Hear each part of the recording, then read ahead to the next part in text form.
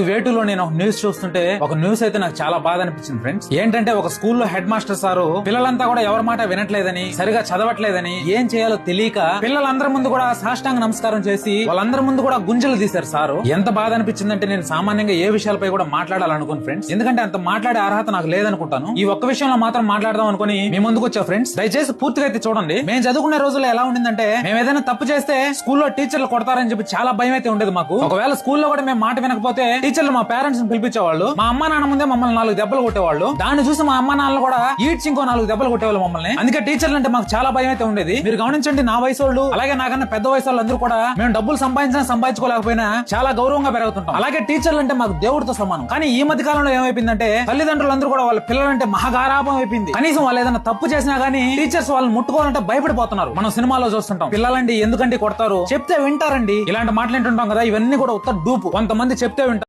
ఉతికితేనే వింటారు. మీరు తల్లిదండ్రులు అతిగారాపం చేయకండి. మీ వల్ల కావట్లేదంటే టీచర్స్ కి చెప్పండి, సార్ మా వాడు తప్పు చేస్తున్నాడు, దయచేసి వాడిని సరైన మార్గంలో పెట్టండి సార్ అని చెప్పి మీరే చెప్పండి. అంతేగాని ఈ ప్రపంచంలో మీకే పిల్లలు ఉన్నట్టు వాళ్ళని తీసుకుపోయి మీ నెత్తిని పెట్టుకుని అయితే పెంచొద్దు. అలా చేశారంటే వాళ్ళ జీవితంలో దేనికి పనికి రాకుండా పోతారు. నేనేమనుకుంటానంటే పిల్లల్ని మందలించడం అనేది టీచర్స్ కుంటే ఒక ప్రాథమిక హక్కు అని నేను అనుకుంటా. కొంతమంది సైకో టీచర్లు కూడా ఉంటారు, వాళ్ళ గురించి నేను మాట్లాడట్లేదు. ఇప్పుడు ఈ సార్నే చూడండి, ఆ పిల్లల్ని పట్టించుకోకపోయినా సరే ఆయన జీతం అయితే ఆయనకు వస్తుంది. కానీ ఎలాగోలా వాళ్ళని బాగుపరచాలని చెప్పి వాళ్ళందరి ముందు సాష్టాంగ నమస్కారం చేసి వాళ్ళందరి ముందు గుంజలు కూడా చేస్తున్నాడు సార్. ఎందుకు ఇలా చేస్తున్నారంటే ఆవేదన. వాళ్ళని ఏం చేయలేని స్థితిలో ఏ తప్పు చేయకపోయినా సరే చిన్న పిల్లల మధ్యలో గుంజలు పెడుతున్నాడు సార్. దయచేసి పేరెంట్స్ మారండి. నాకు అనిపించింది చెప్పా ఫ్రెండ్స్. దయచేసి నేను చెప్పిన దాంట్లో ఏమైనా తప్పు ఉంటే క్షమించండి. దయచేసి మీరైనా అతిగారాభం చేయకుండా పిల్లల్ని కాస్త భయంగా పెంచండి.